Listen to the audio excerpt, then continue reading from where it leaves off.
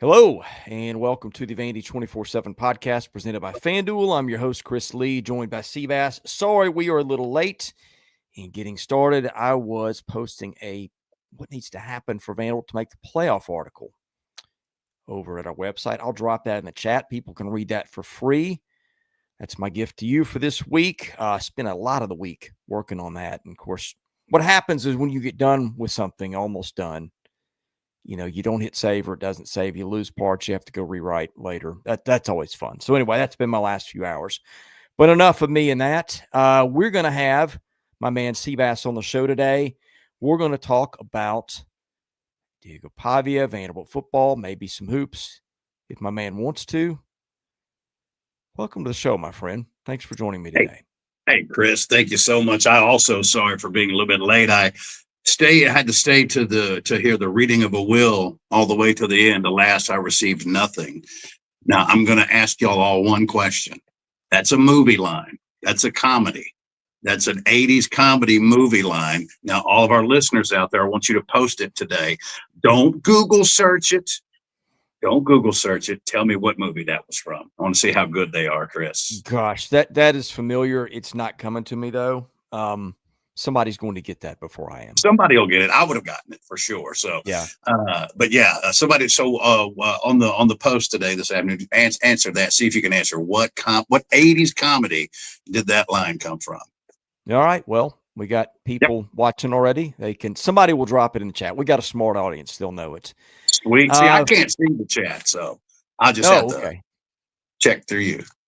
Well, right now it's just me in the chat, chatting with people. But anyway, you don't really count as people, though, to be honest. No, I really don't. I'm more of an entity here. At least let's do this. What do you think, man? You're the captain of this ship. Well, before we do it, we got to thank some folks. Vandy 24/7's football coverage is presented by former Vanderbilt kicker Joe Bulovas with Bulovas Wealth Management of Raymond James. If there's one thing we all share, it's that our lives are unique.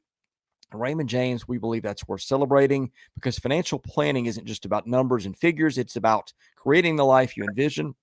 Whether you are building a future or preparing for retirement, a Raymond James financial advisor can guide you through each step of the way, all while following a plan that is uniquely yours. That is life well planned. To learn more, call financial advisor Joe Bulovas with Bulovas Wealth Management of Raymond James, 615-645-6742. Raymond James and Associates, member, New York Stock Exchange, SIPC. Of course, most of you guys know Bulovas was available not too long ago and saw some of how this was developing into what it is now firsthand. All right, basketball season brought to you by our friends at the Wash House. Stephen Andrews, a good buddy of mine. That is his company. You handle the cheering. We'll handle the laundry. With the Wash House Laundry Center's new pickup and delivery service, your clothes go from being dirty to dazzling faster than a Commodore victory. Whether you're a student, alum, or diehard fan, we've got you covered all season long. Schedule your pickup now at washhouseclean.com. The Wash House Laundry Center, Nashville's cleanest play for Commodore Nation. All right, my man. Jake Kendricks asked, what's wrong with the screen? We've got a new thing on StreamYard that gives you a landscape option. And I don't think I've got it set up right. So I would say watch on a laptop or maybe turn your phone sideways. In the meantime, I'm going to turn this over to you to just talk and go where you want to go because my daughter sent me a text. She's locked out of the house. So I'm not going to now don't you do like last time and left me for 15 minutes and I ended up eating a cookie and calling you a pervert. So come on. Different issue today. I'll be right back.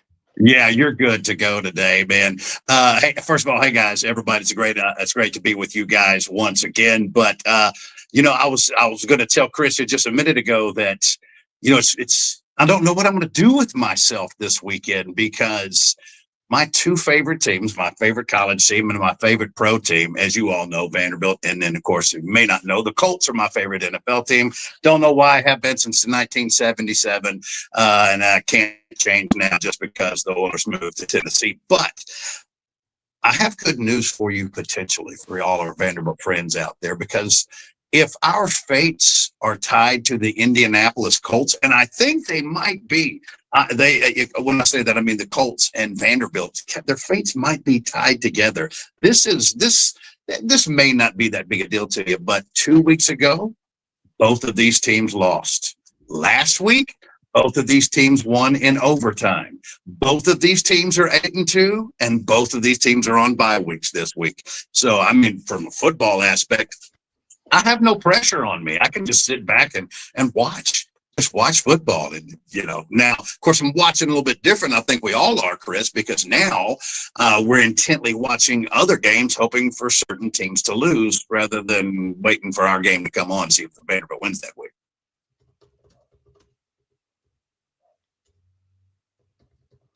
He's going to make me call him a pervert, y'all. Sorry. No, I was having to text my daughter. If I want my phone to ring or something to happen, all I got to do is hit the start button on a show. And I mean, it never fails. I was reaching for my phone to call you just now. No. I did one of these things where like she was going back between the garage and the front door, and whichever one I was at, she was at the other one. So I finally just had to say, hey, front door's unlocked, come on in. You know what you need to do for one of our segments is show that video, the wake up video. Yeah, from last week. Yeah, that would, I think they would too. Anyway, Jake, apologies for the weird landscape view. I'm going to figure that out at some point, but there's no time for me to do it. I would say just watch on your laptop. Mm-hmm. Maybe turn your phone sideways. I think you'll get a better view. But most importantly, but most importantly, we make sure that they know that it's not my fault. Right. This time. This time. Yeah. I did put in if you're accessing this from the board, the 24/7 message board, the link on top should be the one that looks good. And the link on the bottom should be the portrait view that with the thing jacked up. Anyway, that's more than people want to need to know. Let's talk sports. What's on your mind with the off week? I just put this in the chat again. The playoff picture. I'm afraid that's becoming a lot more complicated than I thought it would be. We can talk about that. We can talk Diego Pavia. We can talk the Auburn game. We can go wherever you want to go since you're the guest. Fairly burst on all of them, so you just let me know and I'll follow. Okay. Now that you've had a few days to decompress from the Auburn game, what do you make of that and what it means for the team going forward? Well, I mean, I look, it's not the way that I expected. And I know you said that, oh, boy, I hated to be right about Auburn with the offense. But you didn't say I hated to be wrong about the defensive because you were half right. You were half right about it. Yeah. But honestly, look, and I know people they get wound up about it. How many times have you heard it in simplest form that football is a hard thing to do? Hey, it is. That's the first thing. There are more than one ways to win a football game. We all know that. What I like, look, don't get me wrong. Am I happy about Auburn shredding our defense last week? No. Why would I? Why would anybody? A sensible Vanderbilt fan would be. But sometimes you have to pivot in the game. There are teams who win games a certain way. Look, let me give an example. We win any less against Missouri than we did. Our defense looked much better against Missouri than it did Auburn, didn't it? Did we win any less? No. It's a one possession win is the W. I'm not saying we don't have concern about these things, but in as much as I would be concerned about the fact that Auburn moved that ball at will, haven't done, and of course circumstances changed. One thing that didn't change though is J. Durkin still had his fingerprints all over that defense, and we went through them like Swiss cheese, almost to the tune of over 500 yards, and nobody, regardless of what we played, ever came remotely close to that. So I could sit here and be, lament about what the defense gave up last week. You know what? It's about the end result, and the end result was a win. The end result was our win of the season. The end result keeps us in the C conversation. So while it wasn't perfect, we got the job done. Yeah, I don't know. Maybe it's just media is lazy at times, but I heard people talk about, Vanderbilt just got to win over a bad Auburn team. I'm like, what have you been watching? I was warning people for a reason last week. I said, this is a team that's got talent. You just don't ever know when it's going to click. I think Hugh Freeze wore thin on those guys. I think the concept throwing the quarterback under the bus, the inflexibility with play calling or whatever that was, where they had multiple guys calling, including him. Like, there was a recipe where it would look different. Now, I did not in a million years think there was going to be 83 points scored. I thought it was going to be crazier than people thought. But this thing where Vanderbilt got a win over a bad Auburn team, I just think is misguided. I mean, Auburn, let me look it up. I've got it somewhere, but like they've been within a touchdown. They've either beaten everybody or been within a touchdown of almost everybody, have they not? Won by two touchdowns in Waco. Put up 30 in that game. Yeah. So, yeah, I mean, look, the reality is, look, it's time to make the move. I'm not saying that it wasn't, even if I like you. But back and look at most games, as you mentioned, possession games, and the narrative on this Auburn season could be very different. But let's not kid ourselves. There's some very talented players on that football team. Obviously, on the defense, Coleman's going to, I guess, develop it to a monster. Is that right? That's the way it's looking. He's unbelievable. And here's where I was wrong. The part where I was wrong was I said there was no way that Auburn was going to ash and Daniel their way into a win. Well, didn't get the win. It almost did. But it wasn't because of him.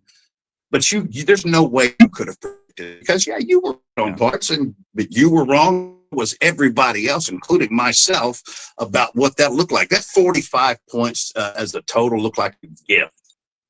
And Vanderbilt tied it by itself. I don't think anybody could, even if you believe they're going to move the ball on Vanderbilt with the shakeup, you couldn't have predicted. If I'd have said, Chris, your life on the line, Vanderbilt scores more than 30 points. There's no way you were taking Vanderbilt over 30. It's Auburn had up all year. It's just not what they did.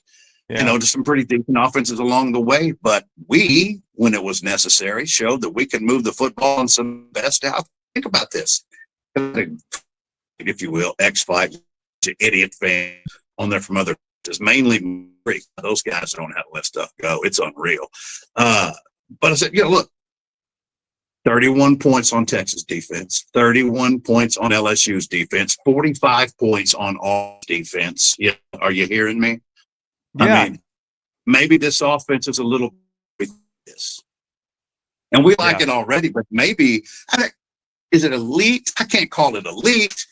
But they just hung 45 points on Auburn. So I think they're elite. Where do you want to draw the bar? They're either great or elite. I don't care. They're in that category. That's fair.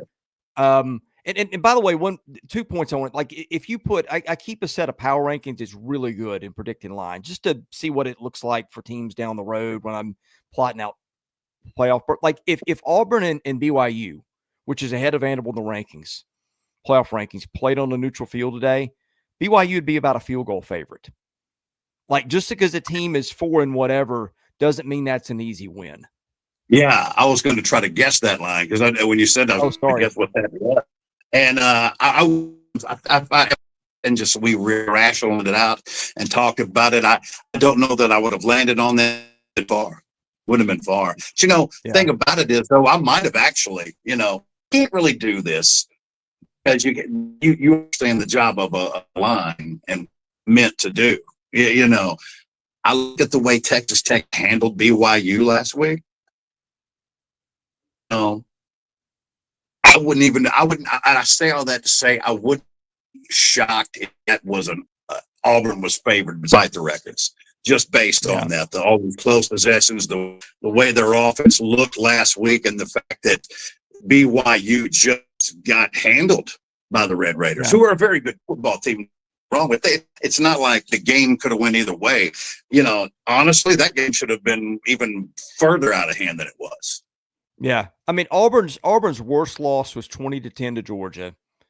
And, a game that Auburn led at half. And actually Texas A&M, not that this matters, but like A&M, which is, the team right now that's leading the league, beat them 16-10. So Vanderbilt got a point on A&M. Now That's what I'm winning with saying. Yeah. overtime. So yeah, I mean, I just think that's first of all that the laziness of that kind of bothered me. Second thing, man, the more I think about it and watch, and more I watch Saturday, and you know me, I'm going to play it as even hand as I could. Diego Pavia's got to be your player of the year in the league right now. I mean, I get the arguments for other guys, for Stockton. I said, hey, I'm kind of concerned, that Ty Simpson beat him head to head, but Simpson's been a little underwhelming since then. That's probably strong. I'm just What watching about the guy Reed? that's going out and winning them a ball game single-handedly against an elite defense. And Auburn's defense was elite heading into that game.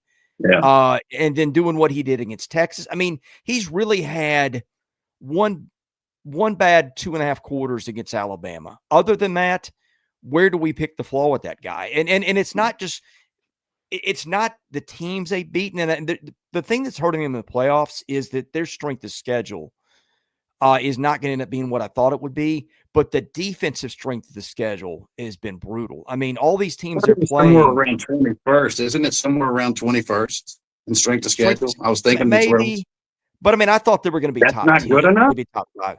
I'm not saying It's, that. I'm saying that I thought they would be top 10, top 5 strength of schedule at the end of the year. You had some teams that weren't as good. No, look, there's weeks to play. Maybe those LSU and Missouri wins end up getting some luster back. I think they beat good teams there. But what I'm saying is the one thing that you can't question, like if you're naming the best defenses in the league, okay, they've not played Oklahoma. But other than that, like the topic of best defenses in the league, Alabama's in that conversation. LSU and Missouri have been. Texas, talent-wise, was. Auburn certainly was. And there's some other decent defenses in there. Georgia's is not LSU at quite what one. it's been.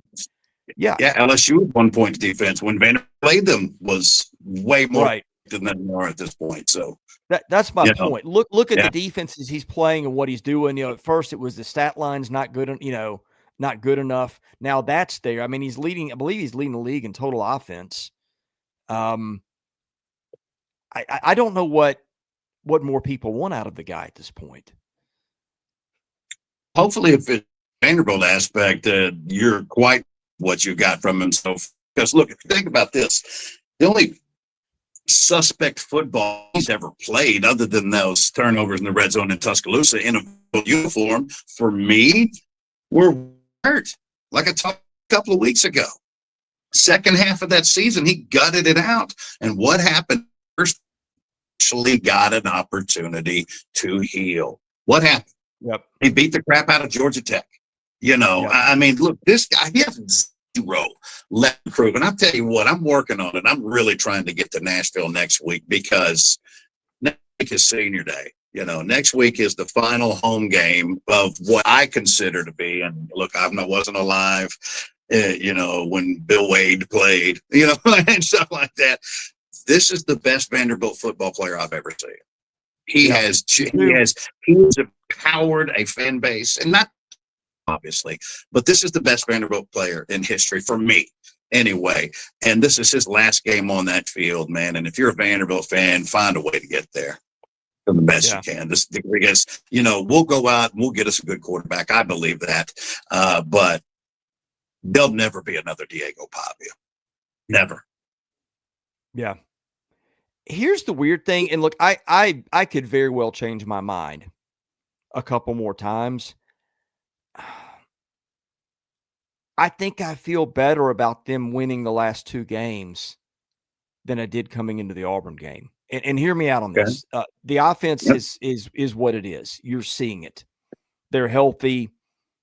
Nobody is stopping them right now. Yeah. Did have the hiccups against Texas with the that got them behind, but ultimately, I don't care what the circumstances were, putting that many points on that defense, that was an accomplishment in that building. But what is the last 2 games though, Chris? About this. It's told us that, and I guess we probably already knew, but when you let Diego work at a high tempo, that he is completely ready for the job.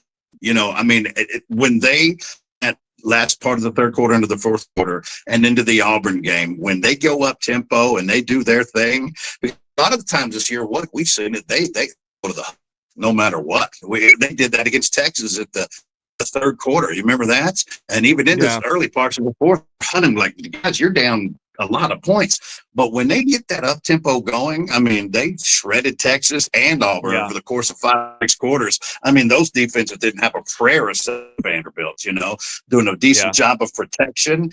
It's the more time you get the ball in the hands of Diego, off that they're going to be. But I think you said it right. These two teams were playing. I'm not saying anything, but I can tell you this: they're not stopping this offense, not those two defenses. Now, I'll say this: Kentucky concerns me a little bit, not because of 38-7, because that was partially about Kentucky, way more about Florida than anything. Now, the game plan in Knox, again, don't get me wrong. I mean, look. Tennessee's offense can be a monster, but we faced good offenses. But Tennessee has proven over the course of 9 or 10 games, they cannot stop the run. If I'm this offense, you're going to show me you can stop the run, because the more I run the football, less Matthews and then these other guys in this offense, Joey Aguilar, get going. Run that football. They can't stop it. They haven't stopped anybody running the football. I say, Ryan, I know we're not a particularly powerful time, but man, get Lassiter involved. Get everybody involved there. Do some of these jet sweeps. Keeps running the football. And what does our offensive line do? Well, they blow people off the football. That offensive line, to me, just based on what we've seen so far, should have optimum opportunity to run that on Tennessee and play ball control offense, if that's what they want to do. Or they can, can they win a track meet? Yes. I prefer not to do it that way. Well, I think that's what it's going to be. I mean, and I'm glad you mentioned when they go tempo, they're unbelievable. Well, the problem you have is your defense. But hear me out on this, and this is a little bit based on information. I'm not going to go into details, but I think the defense has been more banged up than was publicly thought. Maybe that's an excuse, because everybody's banged up, right? So maybe are theirs any worse than anybody's? I don't know. But I do think the week off is going to really help them. It gives you time to game plan. And look, Clark Lee is a defensive guy. Everyone knows he was a coordinator at Notre Dame. He's going to take a lot of pride in what his guys give on that side of the ball. I think between health and a couple weeks to think about what they're doing and what's not working and figure out some hacks. Because let's not forget, early in the season, they showed up and played really well. And it's the same thing I said with Auburn. There's some talent here. I know that things recently have not suggested Auburn's offense could come out and be really good, but there were some indicators it could be on the right day. I think the argument for Vanderbilt's defense is a little different. It would be, let's look, I don't think it's a team loaded with NFL guys, but there are a few on the defense that'll play. But I think you go back to the season's first month and say that defense was playing really well. I don't think there's any reason why with a little bit more health, maybe a lot more health, in a couple weeks to think about it and make some adjustments, that you can't see something that resembled their September defense instead of their last 3 or 4 weeks defense. Yeah, and I think we're also way more quicker to be critical of the offense than the defense at times. And here's what I mean. Actually, I had that backwards. So we like our offense quite a bit, right? Yeah, we had less than 300. We had less than 300 yards of offense against Missouri. Scored 17 points. Did anybody? Were we banging on how bad our offense is? We scored 14 points in Tuscaloosa, turned it over twice in the red zone. Has anybody been banging about how terrible our offense is? My point being, they've got some great showings, but they've had a couple of pedestrian ones as well. Those defenses had something to do with that. But let Vanderbilt give up 38 points to Auburn, and all of a sudden we don't have a defense? I'm not hearing that. They have shown me, just like you said, especially earlier in the year,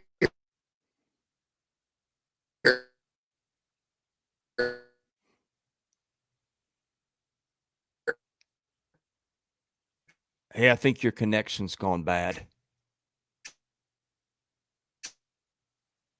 Can you hear me? All right. I'll stall for a minute. We'll get into the mailbag in just a minute while I've got my man on pause here. The mailbag, if I can find it, is presented by our friends at Sutherland and Belk. They are the longest running sponsor of the show. Hopefully, you do not need a personal injury attorney, but if you do, give Taylor or Russell a call, 615-846-6200, see what their rights are and if they can help. Terrific guys and terrific at what they do also. Seabass is on the guest line, presented by John Levin and Womble Bond Dickinson, also Yeaman Packaging Systems, leaders in end-of-line packaging automation. Those guys are all friends of the show. We appreciate them. Seabass is going away. I'm presuming he is coming back. I'll give it just a minute. If you guys have questions or comments, throw those in the chat as well. There's over 100 of you in here. Sometimes when nobody's talking, people don't chat it up. But yeah, there's plenty of you here watching. So drop a question in the broadcast or a comment if you've got one. And let me find the mailbag on the board again as I stall for time. I may be taking these solo. My man can't get his connection back and get back on the show. Midge VU says Seabass may be one of the most likable and unique dudes I've ever watched. He's like my father's brothers. It's interesting to see how you and he interact. Definitely a good and wholesome, most of the time, hour. Thank you, Midge. He and I are good friends. Have been for probably 20 years. And I think that shows in the show, sometimes including the arguments. But no, he's a great dude. I don't have a bad word to say about the guy, and I'm glad he's back. Okay, we got a question on attendance. I'm going to try to save that if we can get my man back on. And okay, here we go. There you go. So then he comes in here and says, look, I'm Rick James. Smack him. Thanks for that. I don't know, man. My phone just said, I'm doing the show here at the radio station. Yeah. The offices, and I don't know what happened. Our deal had said no internet all of a sudden. So I can't guarantee this won't happen. So let's get it going. Yeah, your connection's not great, but we'll work with it. All right, Nash Native. I'll leave the first part of it out. I'll let you have a laugh over that. What are the solutions to improving November and December basketball game attendance woes? I don't hear much about the topic being discussed from coaches or fans. The last part, obviously sarcastic. I don't know how much you've been dialed into basketball, but you've now had a football coach, a men's basketball coach, and a women's basketball coach make comments one way or the other about attendance recently. In the cases of the basketball coaches, both those, I know I was in the room when Mark brought it up the other night. That was not a question. He just took it upon himself to bring it up. I don't know the context of Shea Ralph bringing it up. And Clark Lee has said a few times here and there, hey, we need more of our fans in the building. Hey, look, I'm going to give you the preamble. I've been warning about this for a decade, saying they're doing nothing to build the fan base. Where's the effort been? I have not seen much of any. You heard me say in the last few weeks, I think the department's attention in the offseason was elsewhere. It was not on these things. And here they are. And look, I think there are layers to this. I've got more things, but that's where I'll start. I'll get your thoughts on that. When we first talked about a little bit about it yesterday, I said, it's Wednesday night against Eastern Kentucky, and there's validity to that. Yeah. And I guess I would like to compare that, Chris, against what other conference teams are doing in midweek games against lesser opponents. What does their attendance look like? I don't know what that is. Well, it's better than what we saw against Eastern Kentucky. I mean, you're having teams sell out scrimmages against Duke, and I get it's Duke. And again, there are more things. I'll get into those, but they've got a big problem. Well, I mean, we're winning in everything we do. I mean, people love winners. But if this is a promotional deal, I mean, that should seem like that would be the easiest fix of all if it's just a matter of promotion, because we've got the product. Wouldn't you agree? I mean, I know we've got the product. Yeah. I don't get that. So we know that.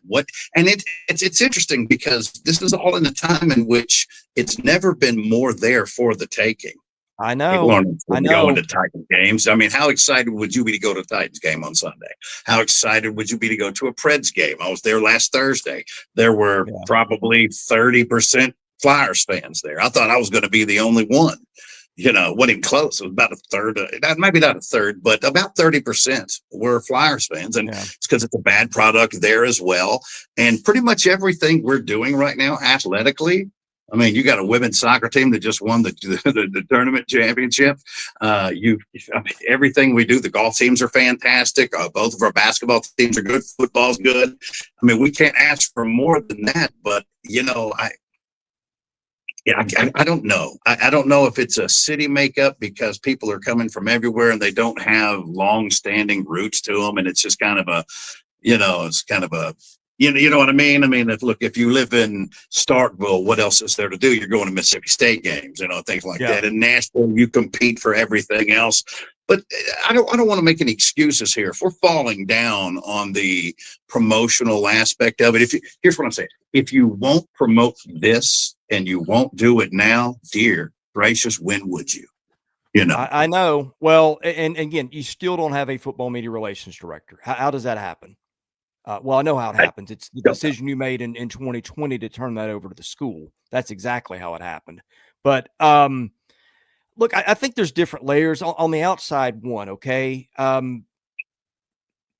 Yeah, I know people are still focused on football. But look, and I grew up, like, I was talking to Will Purdue the other night. That game, and like when he played, that's forever ago, and it's apples and oranges. But there used to be 12 or 13,000 people in the building. Nashville was not even half the size of what it was then. But I've said this for years. Okay, let me start on the things that have very little to do with them. It is a school night. It's a bad opponent. And I do blame Mark for this some. Schedule better teams. Kevin Stallings used to put together good non-conference schedules. Bryce Drew did it. It helps if you schedule teams that people want to see. That's some of it. The night was some of it. They also have to be willing to play you, though, Chris. Those teams have to be willing to play you, and I think people understand how dangerous Mark Byington is. So. Yeah, but I mean, Vanderbilt was pretty dangerous with some of Kevin Stallings' teams too, and it didn't stop them. Here's the problem: you're confining all the arguments within a circle that's about that big, okay? And all those arguments that I just mentioned, school, whatever. Other stuff going on, still football season. There are valid things within that. Those same things would have been true. The problem was when the circle of fans was that big, you had more people at games because the percentages of people that won't go. I mean, I've said this for years. You go to games, you see the same people there. They're not getting younger. They didn't make any effort to grow the fan base. None. They didn't care. You don't get here by accident. And I get it. I get that things are going well. I get it. We're not glossing over that. We're not trying to. We've discussed all those things. But like if you live in a $1 million home and you've got a sinkhole, beneath your floor, and you got a tree that's about to rotting and about to fall on your house, that doesn't mean your house isn't nice, right? But it does mean you got some issues. And these are the issues that they have been breeding for a long, long time. Now, I think, some people will put the blame on Stackhouse. And look, he didn't help. But, some of the crowds weren't much different than what they've got now. I think the women's issue is a little different. I'm not even going to get into that one because God knows people will take liberties with what I say. And I'm not going to set myself up for that. But I do think that it's a bunch of things. But I think the biggest thing is that the fan base has just shrunk and shrunk and shrunk. My brother said this to me very, very well one time. He said, he said this to me, I think, within the last year. He said, I used to arrange my Saturdays around their football and basketball games. And he said, I just don't, half the time, I don't know who they're playing anymore, till it's game day or real. Except there's times games have happened. He didn't know they even had a game. I think when you get in the habit, and I'm kind of there with the Titans, when you get in the habit of the product isn't good enough to where you're interested to tune in, it takes a while to get that back. It takes a long time to get that back. If you have a fight with your girlfriend or a couple of them and you're a jerk to her or neglect her or whatever, like it takes a long time to mend that relationship. And that's what I've said the whole time. Once you break this thing, it takes a whole lot more energy to put it back together than it did to keep it together in the beginning, and just like hanging on to bad coaches because they just didn't care. They were going to do what they were going to do, not marketing the program, pissing fans off with this and that. Like it all took a toll to where now, there are valid excuses, but the problem is you have shrunk the pie of fans to where instead of like the size of a pie you get at the grocery store, one of those jumbo Thanksgiving pies, it's like the little tarts you get that you can eat in 5 bites. Chris, I was not able to make it to any basketball games last year in Memorial. When it got rolling, especially in the conference play, and Vanderbilt kept winning, what did it look like? And I honestly don't remember. Was it pretty good? You had thousands of empty seats still, and you had a bunch of other teams' fans. Like even now, into this the place, conference, even Ole Miss and Missouri and teams like that used to bring. And see, that's the thing. As the city has grown, what you have is you have more SEC alums here from other places, and they come thinking, "Hey, this is a chance at a win." Now that part may not be as valid as it was 2 years ago, but and this drove me crazy. I heard at the time when people said, "Hey, look," when you heard justifications that the growth of the city actually made it harder to market your team, I'm like, that is the worst excuse I've ever heard. That just means we're going to sit and be lazy, and we're going to gaslight you into accepting that. This has been brewing for a long, long, long time. Well, then I don't know outside, because if winning, but what do we always say? Winning cures everything. Well, if winning doesn't cure that, then I don't guess there is an answer then. Yeah. But I think it's what my brother told me. People have just gotten out of the habit of going, and they haven't built back new fans for the people who've left or worse or dead or in a home somewhere. And just can't go. Let me ask you this: who are those fans that are showing up for these football games? Then that wasn't 80% Auburn fan by any stretch. No, I think that the student that they've gotten the student attendance thing more right than they've ever gotten, and I give a lot of credit to the chancellor for that. I think the way that they recruit and prioritize seems to be a little like they've done something that is resonating with the students, and maybe it's beyond the chancellor. I don't know who the credit goes to. That's something that's helped. Here's another story. Like I ran into a friend of mine today. It was one of my brother's friends. I went out to see my dad today, and we went to lunch. Ran into one of my other brother's high school buddies, and he just came up to me and just big Vandy fan, chatted my ear off about football, and he just said, I just tuned out for 5 or 6 years. There was nothing for me to be there for, and now I'm getting back in the habit, and I'm energized, and so some of that is coming back, but. I mean, the stands tell the story.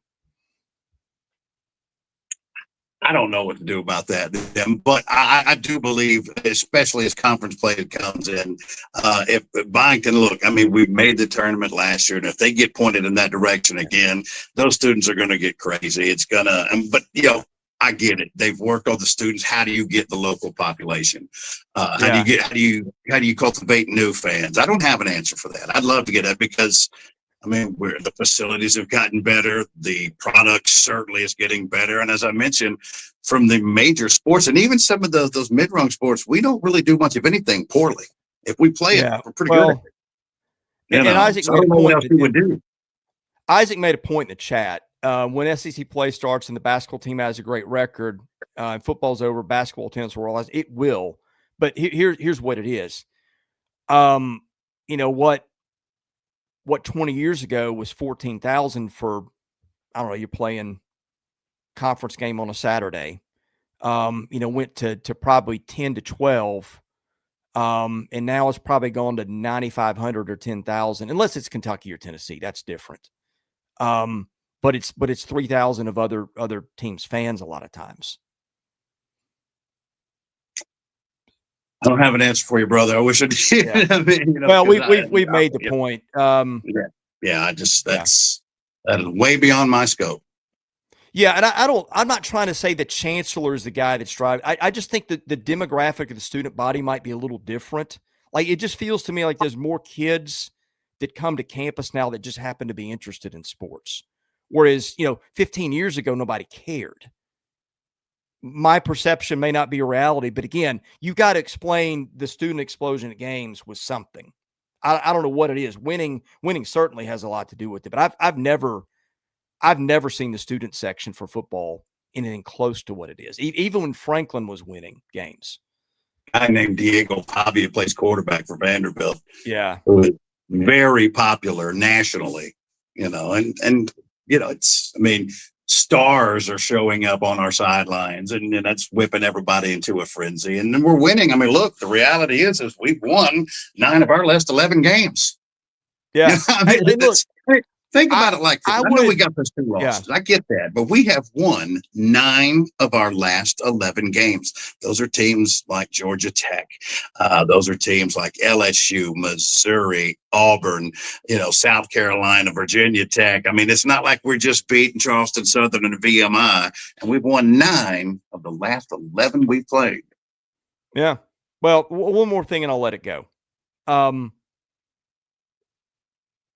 Show me a plan to get it back to where it was, which I haven't seen, and then show me the result, and I'll quit talking about it, and I'll make that deal to everybody. And look, I would love nothing more than to go to games and see that building, the football and the basketball venues packed and loud, especially in basketball. Man, I miss what it used to be because that was electric.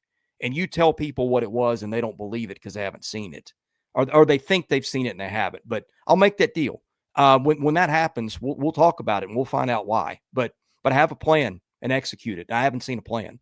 The other thing is, and I have no idea what attendance is like for these non-con games around the conference. For if you're playing, Missouri State or something like that. I don't know what that looks like. What I do know is that times are pretty lean right now, and not just in that's not exclusive to Tennessee.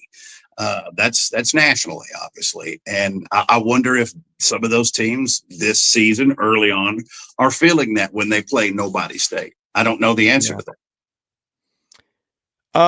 Devillian Door, 5-star high school quarterback or a high dollar transfer quarterback. Which do you prefer to keep this thing rolling in the intermediate? That is a great question. Man, I love that dude. That is a tough question. So are you asking if I could have Colton Joseph or Jared Curtis next year? Who would I take? Good grief. That you ain't got to read any more questions. That's just that's great right there. I will say, go ahead. I will say just in this case, especially because of who he is, the fact that he's in Nashville, if that 5-star is Jared Curtis, then and plus I think he's going to be a superstar. I believe that. Wherever he ends up, I believe that he's going to be a superstar. But I don't have to guess if Colton Joseph's a good quarterback or not. I already know. I can turn my TV on against college performers, college football players. He's performed at an extremely high level, and he would be perfect for this offense. Nashville Christians, it's one thing to play against some of the teams that a successful transfer quarterback's played. It's a lot different from playing Friendship Christian. It just is. But all the things that come with someone like Jared Curtis and it being local and taking him away from Georgia, Just the optics of it would be fantastic. It would be the biggest recruiting win the program had ever have. And the reason I'll go with that is because I can always hit the transfer portal. You know, Yeah. I can offer up enough Well, money and I can always do that. But Jared Curtis's do not come along, especially in your hometown. yeah, I think if you want to pick a nit on Colton Joseph, and he's the hypothetical here, is it Old Dominion? Last 5 games, 8 touchdowns passing, 5 picks. I'd like to see that a little better. And look, these are not SEC defenses he's playing against. Bro. You know, high school translation, you never know. I mean, I think to me, if you get Curtis and you're solid with him and making him a thing where he'll stay for 3 to 4 years, it's easier to get that guy than have to, lather, rinse, repeat with 2 or 3, right? I get that, but you can't get that guarantee. Well, there's You- no you- guarantee with either of these guys. No, I'm So, talking about to get him 2 and 3 years. I mean, you'll get that year, and it depends on how it goes. But even if he's wildly successful, the price tag just goes up. Yeah, sure. you know what I'm saying. So even if let's just say we get Jared Curtis, he does flip to Vanderbilt, and he comes out next year and he just kills it. He's unbelievable. He's as good as Diego or better. That's great, but all that did was now you're reaching deep down into those pockets. So I don't know. Would it be harder to keep a Curtis or someone like? It doesn't have to be Colton Joseph, but someone like that. I think it'd be much easier to find and keep people like Colton Joseph. But my thought is when you have an opportunity, if we do, I don't know the latest on this. I don't know where Jared Curtis ends up. If you made me pick, I would say Georgia. But that's not based on anything in the world other than his commitment to him now. When you have an opportunity like that, optically speaking, you have no choice. You take that commitment. Let's see. VU Hicks 66. Do you believe it's possible that Vanderbilt could mess around and Coach Lee walks? I don't. From an exterior standpoint, I don't think so. I mean, it would take a colossal screw up internally. I mean, he would have to, not just a little bit. I mean, they would have to bang the drum and said, this as far as we go, you're getting nothing else. I'm not going to compensate your staff for the job that they've done. And we've given you this, we've given you that. And this is as far as we go. And that's it. And that message resonated. And I think it would kill Clark to have to do that. But if that message was resonating, and I'll just say this, I understand, and I don't want to get back into all that other stuff, but I don't think that's the message he's going to receive with Deermeyer there, but one never knows about that. You never know about that. But I know this. I know he wants to be right where he's at. I know this is his dream, and he's watching it unfold before him and before his eyes, in front of his children and his home and his community. And every tie is right there to it.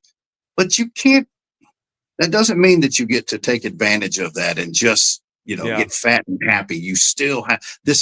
All this does is raise the stakes. So you're either all in or you're not. And people like Clark Lee, a good coach like that, who's made great decisions in the last couple of years, who played for you and is from your hometown. Again, these things have lined up beautifully for this program, whether they deserved it or not. Maybe the fans are the ones that deserved it. And now we're having a little happiness for the first time in our lives, pretty much. Because look, I think when James Franklin came along, we always knew it was not a matter of if. It was going to be with him. And I understood that. I didn't like it. I don't know why he did it. But I knew that was always going to be the case. But this is a real opportunity where you got a guy that says, if you will take care of me, if you give me what I need, I will in turn, the product that you see, we will keep this going. And we'll keep those fans. And you'll stay on there. And you'll get to be on places like game day and all this other stuff. But you have to do your part as well. If they show in good faith that they're doing that, I would be very surprised if he left. But I've met Clark, I've spoken with Clark, but that doesn't mean I know what goes on in his head or what he talks about at home with his wife. We've got to do our part. If we do, nobody's getting him, I think. That's my take. Yeah, I agree. I think you've seen a shift in him. He's gone from I appreciate everything we've got here to we need stuff. Like, and now he's got a hammer that he didn't have before. Like, we need a bigger stadium. We need more fans in the stands. We need better facilities. There's never, like, I would have been concerned if he had agreed to a deal 2 or 3 weeks ago.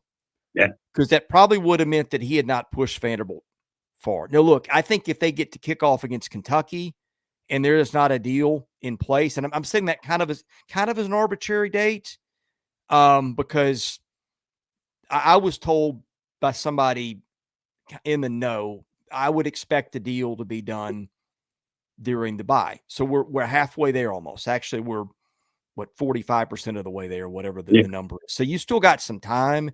That's why I've not panicked. You've not seen me say, I don't think they're going to get, I've been consistent the whole time. I think they get this done. But I think the things that he wants are things that the school is going to have to acquiesce to / work for. They're not going to be things maybe that are easy to get done at the school, or they're going to require substantial amounts of money, which require fundraising and stuff like that. So I think, now look, the other reason I set next week as a date too, is because we're getting close to signing day. Yeah. And that could affect some guys and one guy in particular. I've read that same thing. I think I maybe even read it on the board that he's not going to make any type of anything without knowing that Clark Lee will be stabilized and in place. And that makes all the sense in the world. But I mean, I would feel the same way, and so I think he's sitting back waiting on that. But,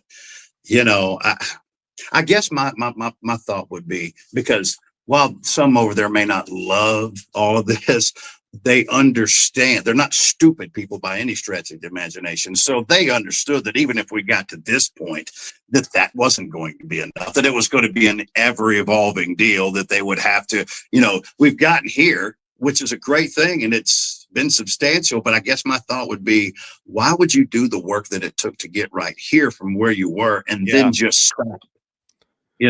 Well, and the message that sends everybody, is, hey, we wouldn't take care of one of our own who won at a higher level than anybody's won at, potentially in 100 years, depending on how this season goes. Yeah. And that is not the message you want out in front of you when you begin a coaching search. I mean, that would be a disaster. Right. That's right. But I think, go ahead. Well, I was going to say that if you do take care of this, then what's the message? Well, hey, then we're for real. We're in this for real. Well, probably. I think if you make forward-facing public commitments, then and say, all right, here's when we're starting and here's where it's finished, here's what it's going to look like, and show people. Otherwise, there's still, if they're cryptic about it, you could still say, hey, Clark really wanted to stay here. At the end of the day, he didn't want to move his family. And he didn't get as much as he wanted. I think if you show people what you got, you take that objection away. And use the card because they don't have to show, I guess. Yeah, well. Yeah, I don't know. That's my opinion. I don't know. I think if you get to Friday afternoon and an extension isn't announced a week from today, then maybe you start to panic a little bit. But until then, I'm just not. That's not how I see it. Okay, a couple more because I need you to be out in 3 minutes. So let's do lightning round. I do. Bel 419, can we expect to see more passing in our remaining games against elite front sevens? We don't appear to get the same push from our offensive line for rushing, but they seem more capable in pass protection. Yeah, I think it depends on game flow. Now, like I said, against Tennessee, if I'm not, like I'm going to tell Tim Beck about football, right? But against Tennessee, they're going to have to show me that they're going to stop my running that day. Because if not, like I said, ball control offense, that is the way to keep them off the field. You just run and run and run and run 6-7 yards at a time and stay ahead of the sticks and win the time of possession. It doesn't matter how good their passing game is if they're not out there passing it. So I would expect more run against Tennessee. Now against Kentucky, Kentucky's defense is solid. You look at these games like now the Florida deal's not much, but look at some of the results there. Texas had a hard time scoring points. Some of these teams, Kentucky can still play defense, and their offense is coming along. They're a far more dangerous team than they were a month ago. I thought, they're done. So we will have to play, but I just can't envision a scenario where they can replicate what they did against Florida, because Florida's in the soup, man. That 38's not about Kentucky. That's about Florida. at this point. So while I think that might be a particularly tougher game, I could see the Kentucky game being somewhere along the lines, follow me here on this, a 31-21 type of deal, where they're able to score some points, but at the end of the day, they just don't have quite enough firepower to keep up with Vanderbilt. Because remember, one thing we know here is when we talk about Vanderbilt's offense, and the numbers are what they are, but Vanderbilt is capable at every aspect of an offense, of moving the football and ways to do it. We already know they can, because think about this. What were all these fans saying? Diego hasn't thrown for over 200 yards against this and that. And then what happens? He's All of a lighting sudden everybody up. He's lighting them up like a Christmas tree. So the whole adage that we can't is ridiculous. It's stupid. We can, and it's about game situation. But this team can run the football. This team can throw the football, and they tend to kind of force their will and make the game go in the direction that they want. Which is why I was happy to see we have shown that we can win a knife fight in the middle of the alley. We've shown that we can win a track meet, and we've shown we can win everything in between there as well. So, how you want to do it? That's a great point. And Ian, I think your connection went bad about the time I was about to get into it, but I really do feel better about their chances the last two games than I did heading. The Auburn game, I had concerns about. You heard them. You saw how that played out, but they won it. I think Kentucky is going to catch a better Vanderbilt effort in a couple of weeks, and I don't think they can handle it. They're getting better, but I just think you're talking about $2. And I think Tennessee, that Florida game may mean a lot in terms of what shows up. I'm hearing stuff that there's some concern of a mail it in up there. Now, I will need to see it before I believe it, but I'm just telling you that has been in the air from people that are dialed in there. This would be an overreaction, so I don't really mean what I'm saying. But if they're mailing it in because they've got that third loss at this point, then you got the wrong people in charge of football. I mean, look, is the CFP there for them right now? No. But 9-3 absolutely is, with a 10-win in a bowl game. You got FaZe and Brandon coming into town next week. They're still recruiting quite well. I'm gonna tell you something right now. As a recruit, if I come to your place and they got a big group of kids coming in for the next New Mexico State game, and I can see, and don't get it twisted. It doesn't matter what a coach says, or screw what a coach says. It's about what those players say to each other, to those recruits. And that is who they're going to be listening. And if they see that those cats have mailed that in, man, guys, this is not about, man, I grew up loving Rocky Talk. Let's go Vols. You know what it's about now? It's about money. College football is only about money.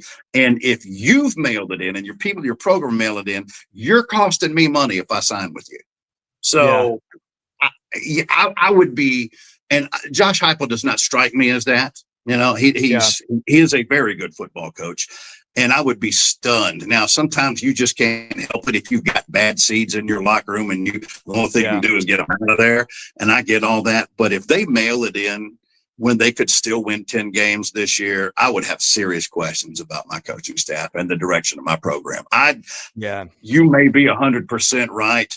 I think they curb stomp the Aggies. I think they go down to Gainesville, who's already mailed it in, but I know they'd like to ruin it for Tennessee, but Tennessee season's already got ruined. You know what I'm saying? So if you're Florida, it's just the next game, even if you hate the Vols, and then, in a couple of weeks you go in there and now you've got a 9-2 Vanderbilt, and you have the opportunity to make sure they don't get to the CFP, and you can continue with your idiot fans to call us little brother and Vandy and stuff like that. You're going to take that opportunity to do so. So if they mail it in, it would surprise the crap out of me. I'm skeptical of it. I am. I mean, there's a lot to happen between. Florida did have Caleb Banks say today he's coming back, which is interesting. He's maybe their best defensive player, and he's been out. Yeah. So, that tells me that maybe Florida hadn't totally quit in spite of what we saw a week ago. I have no idea. I mean, that to me is just, it's a mystery what we'll get in that game. I mean, we'll probably know a little bit more about Florida on how it handles Ole Miss. I don't think they'll win, but if they lay down and get beat, 51-3, then maybe we know. Because I would remind everybody. I've reminded everybody 2 weeks ago, Florida 100% looked like they belonged with Georgia, and dadgum nearly won that game. And Yeah, then I know. Beat and then the Texas. next week they fall completely apart. Beat Texas after losing 3 in a row and a bye week. Like if there was ever a scenario where Florida should have, you would have said they're mailing it in, that would have appeared to be one. But I don't have any idea what's coming. Yeah, it's illogical there. Heupel's teams have never just laid down at any point that I remember. In fact, I'm 99.9% sure they have not. But they also haven't had a Boo Carter situation either. Although they may, who knows? By that point, they may have marginalized him enough to where it doesn't matter. Yeah, and there's less than a chance that dude there next year, no matter what. Yeah, I mean, right. Even if he wants to be, he ain't there next year. Well, here's the other side. I like their chances more to go, and whether Tennessee's bought in or not, win a 50-48 type game there. Oh, they because Diego was banged up last year, they just weren't equipped to do that. This year, as long as he stays healthy against Kentucky and goes into Knoxville 100% healthy in his last regular season collegiate football game with an opportunity to drive a death nail into the Tennessee Volunteers in their own home, you're going to get the best he's got. Yeah.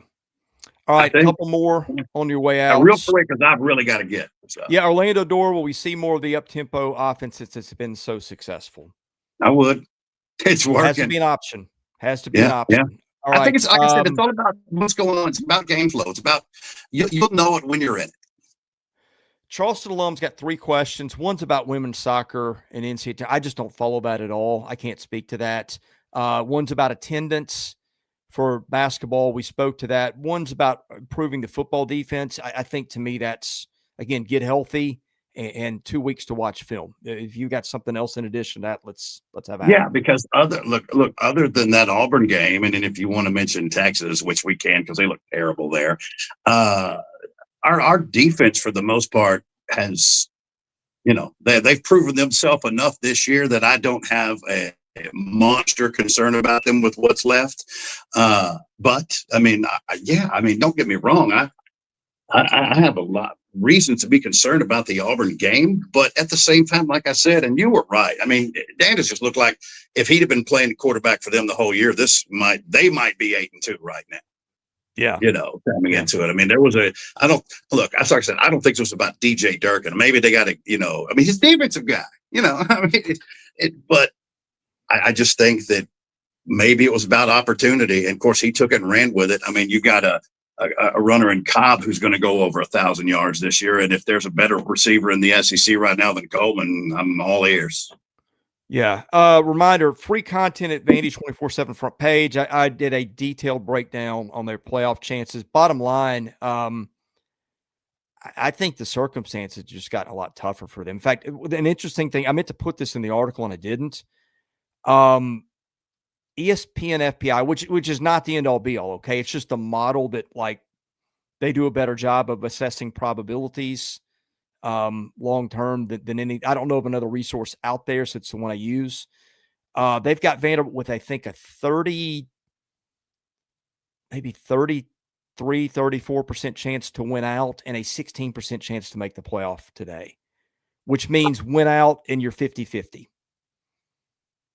What are those chances? Then I'm sorry, this has to be the last thing that I got to run. But sure, if Notre Dame loses, which they could, I love Pitt, and Oklahoma loses, which they should, and Texas loses, which I think they should in Athens. All 3 of those teams are on the road against very, very tough opponents. And in 2 cases, I think they're better than their opponents. I don't think that necessarily is better than Notre Dame, but Notre Dame's awfully good. There's no doubt about that. But so is Pitt. And it's at home. Yeah. You never know. But if all 3 of those teams lose, what does that percentage go up to going into the final week of the season? It goes up a little bit, but the issue is you got weird stuff in the ACC. You got the possibility of 3 Big 12 teams. I don't think there's going to be 3. I can't see more than 2, but you have 3 teams legitimately battling for maybe 2 spots. And you have a problem with Notre Dame if it loses to Pitt, because then I think that puts Miami and Pitt back in the discussion while it eliminates Notre Dame. And guess what? Those two teams play each other. So if you look up and say Pitt's 10-2 with the win over Miami and a win over Notre Dame, or Miami's 10-2 with a win over Pitt and a win over Notre Dame, then you just maybe slide one of those teams into the spot that Notre Dame occupies. I mean, like the math on it gets really tough. There's a lot of contestants and not as many chairs. The 10-2 is no guarantee. No, it's not. But I would also say this, that those teams you're talking about, at least one of them would more than likely find themselves in an ACC championship game that were they to lose, and a third loss would effectively kick them out of there. So look, we got to sit back for the ride. The mere fact that we are having this conversation is mind-blowing to me, but only in the best of ways. Yeah, I mean, it is. It's been fun. Virtual reality is saying the videos crop weird. Yeah, we've got a new setting on here that is supposed to deliver a different view if you're watching on your phone and you're holding it in portrait mode, which is up and down. I don't think the camera angles are cropped for that. I don't know what to do about it yet. I haven't had the time to dig into it, but that's the issue. If it continues to be an issue that I can't figure out, I'll just take it out. I did put links on the site on the message board for 2 broadcasts. One of them should bring you your normal looking landscape. Or just try tilting your phone if that does it. But anyway, I will figure that out. It just may not be this week or next. But anyway, hey, my man, thanks for joining me, and we'll hopefully catch you next week. Well, you got lucky. I was just about to write an ugly message and put it right up here to the camera. All right. Well, we'll let you Man, go. I had a great time. I had a great time, like I always do.